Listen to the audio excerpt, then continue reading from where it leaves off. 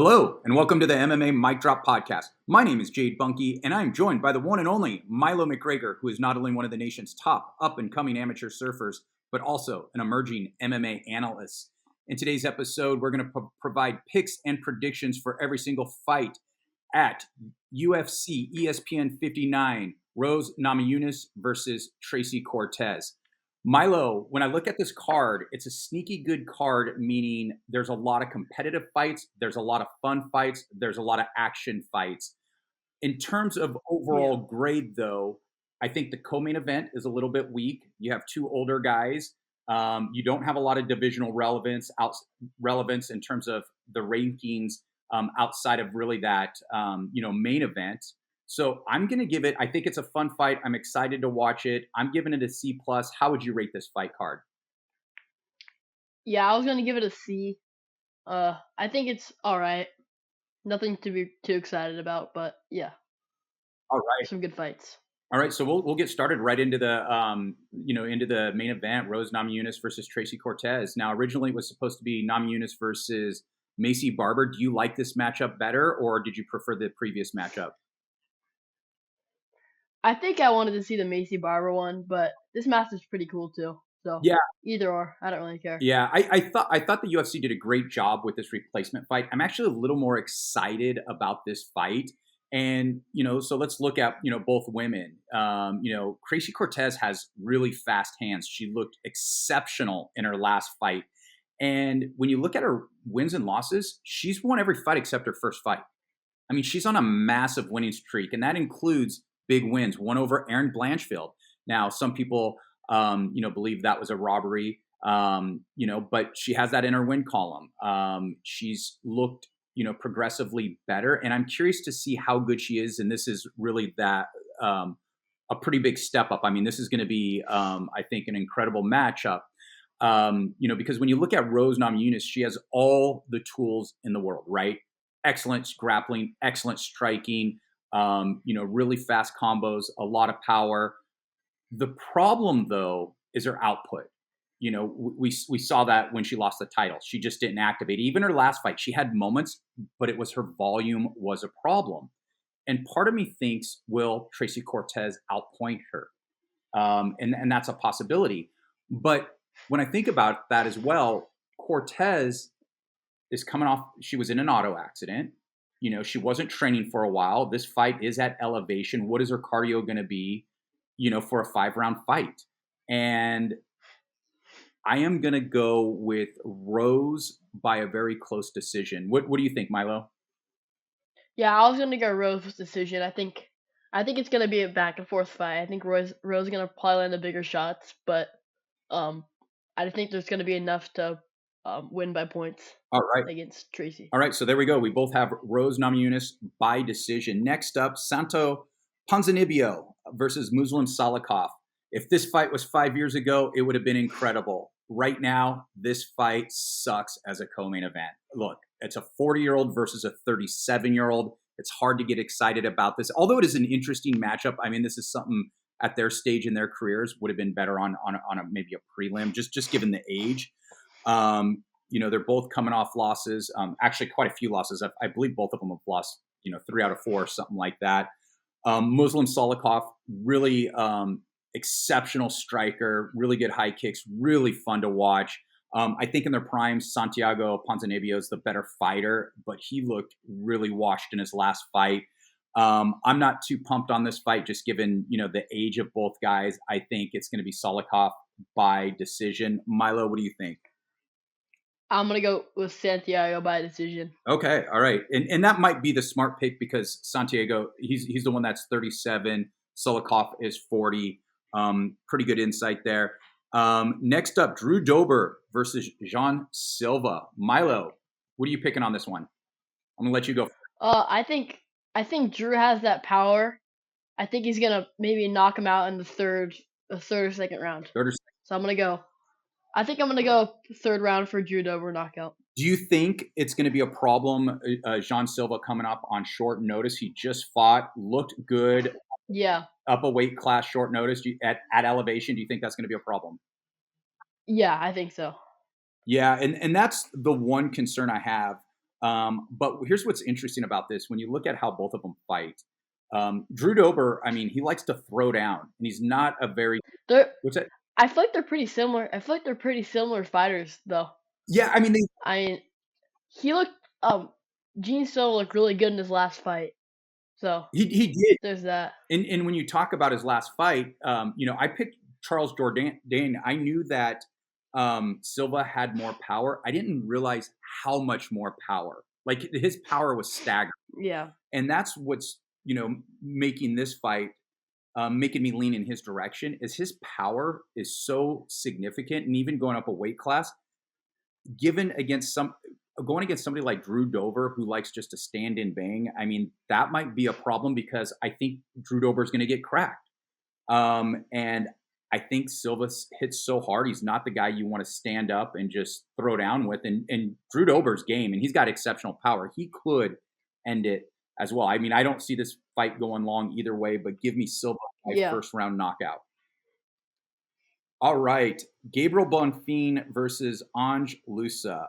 I love this fight. I think Bonfim is 100% legit. I think this guy is really good. I think his only loss was against Nicholas Dalby.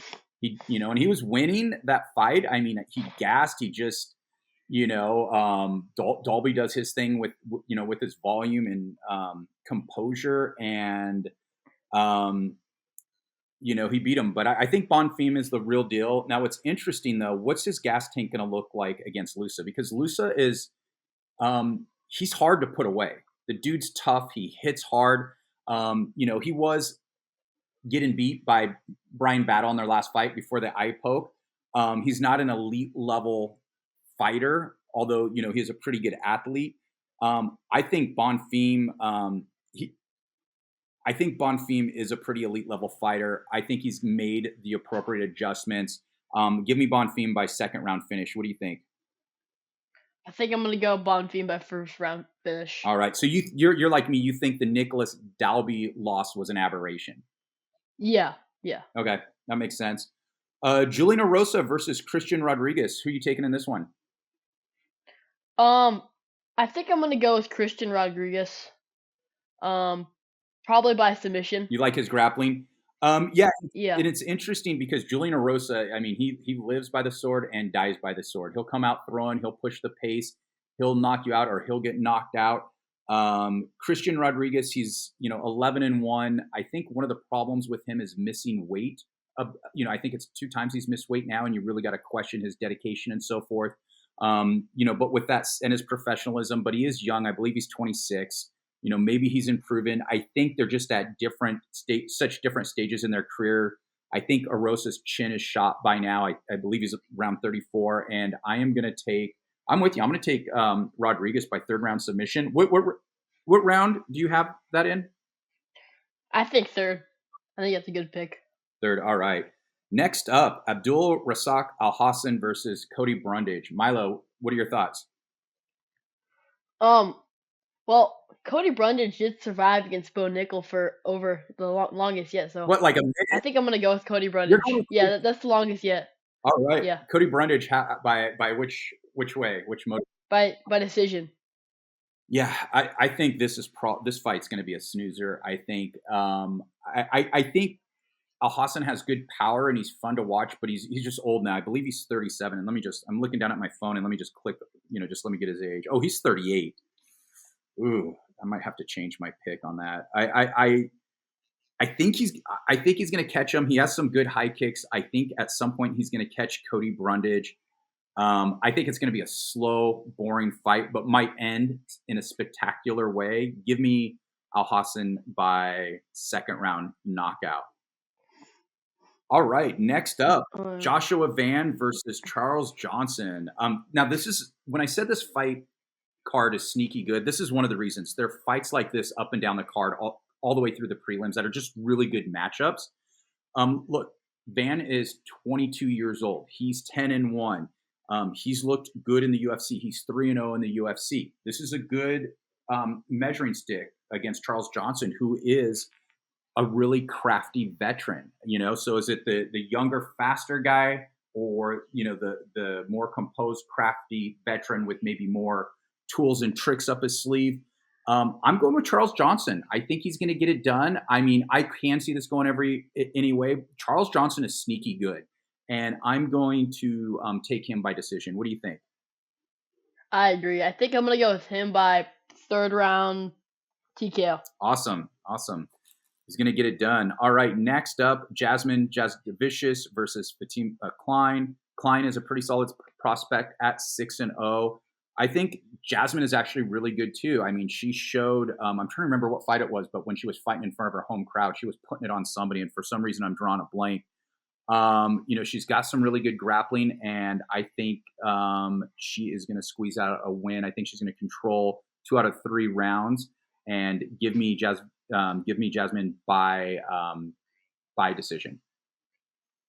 I'm gonna go Fatima by decision. All right. Next up, Montel Jackson versus Damon Blackshear.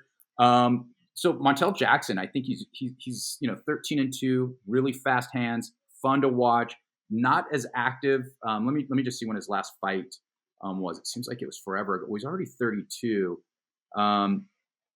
Okay, yeah. So his fight was back in April 2023, so that was a year ago. But he's a really good fighter. Damon Blackshear. He lost to Mario Bautista, but Bautista is legit. So I don't put necessarily a lot of weight to that. He beat, beat Johnson Lacerda. That's not really an impressive win. I think Blackshear's pretty good. I'm going to go with the upset here. I think Blackshear is going to win by third round submission. What do you think? I'm gonna have to disagree. I think Montel's gonna win by decision. What do you like about him? I don't know. I think he touches him a lot and then just beats him up, kind of. So he's going to keep it on the feet, and he's going to just kind of pick it apart. Yeah. All right, we have 3 more fights. We're going to go through these pretty quickly. Luana Santos versus Mariya Agapova. Agapova, more of a striker. Santos, more of a grappler. Santos has looked really good. I think she's going to get it to the ground. I think she's going to control her, and I think she's actually going to submit her. Give me Santos by second round submission. What do you think? I'm going to go Santos by first round submission. Wow. Any calls on what type of submission? Armbar. Armbar, there you go. All right, next up, Josh Friend versus Andre Petrosky. Sorry, I don't know why I drew a blank there, even though I'm looking at his name, so that's a pretty bad blank. Petrosky, has some pretty strong wrestling game, good power, pretty sloppy on his feet, though. Friend, not the greatest athlete, but a all-around good MMA practitioner, has some decent ground game, has some decent striking. I think he's a little more well balanced, but I think Petrosky, can I say this name? Petrosky is going to just control him on the ground, and I think he's going to finish him third round TKO. Petrosky. What do you think, Milo? I think I'm gonna agree with you. Third round TKO for Petrosky. All right, opening the card is Evan Elder versus Darius Flowers. I'm not too amped on this fight. I'm taking Elder. What do you think? Oh, by decision. What do you think? I'm just going to disagree with you. I'm going to go Flowers by decision. All right. There you have it. Those are our picks and predictions for this particular fight card. Now we're going to go to our next segment. It's called Kicking It with Milo. As I mentioned earlier in the show, and for those of you who've been watching us for a little while now, Milo is one of the best, our top up-and-coming amateur surfers in the nation. You had a really big contest, or is that contest coming up? I had a big contest, yeah. Oh, when was it? I made it. It was probably 2 weeks ago. Oh, okay, so how did you do? And tell the viewers what exactly was the contest?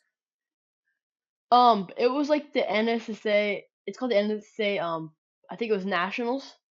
It was like all the nation came together, and then I made it through one round. I had a really hard heat, like the best kid from Florida I had in my heat, and then I had the best kid from our area, like Newport Beach to like Ventura, and I beat the kid that's the best from here, and I made it through that round. Oh, good. And then I had the same kid from Florida in the next heat, but I ended up losing. Oh, okay. It was a hard heat.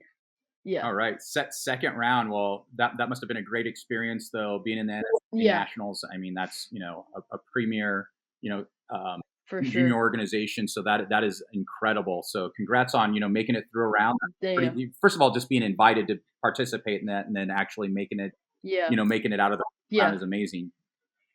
Thank you. Yeah. And then our last segment is typically Kook of the Week. I do not have a Kook of the Week because there were no UFC fights. Do you have a Kook of the Week? No, I don't. An honorary one? Just give it to my dad. That's who I was thinking. It's unanimous. Your dad gets Kook of the Week. Any last word before we go? Drop the mic. We're out.